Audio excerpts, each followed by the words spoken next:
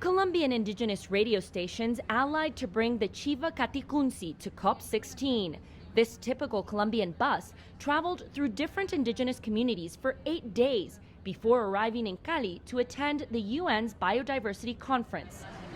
The Chiva bus is a symbol of resistance for many indigenous people, as it is our method of transportation and the way we travel long distances to take our message to the government.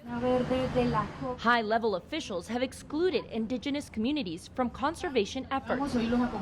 This UN summit hopes to change that, especially this year when it is being held in South America, where indigenous communities have led the struggle to preserve some of the world's most biodiverse habitats. Many indigenous leaders are here, like Alexandra Nervaez, a Goldman Environmental Prize winner for her work in Ecuador, defending indigenous territories from gold mining.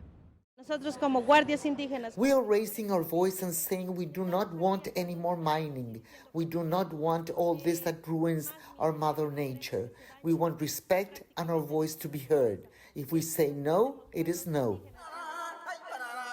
Going into week 2 of COP16, officials announced progress in negotiations on Target 22, which supports the participation of indigenous communities in biodiversity-related policymaking. Signatories of the Global Biodiversity Framework must report any changes in land use and land tenure in the traditional territories of indigenous people and their local communities. A small victory for equity that people like Joana Malagon continue to push for. We feel we need to reaffirm that ancestral knowledge that we have inherited from our indigenous communities, especially in these types of scenarios where more than 195 countries are participating. We need to remind people that a large portion of the world's protection of biodiversity is at the hands of indigenous communities. The indigenous peoples consider themselves to be the world's best protectors of the environment, and the evidence supports that.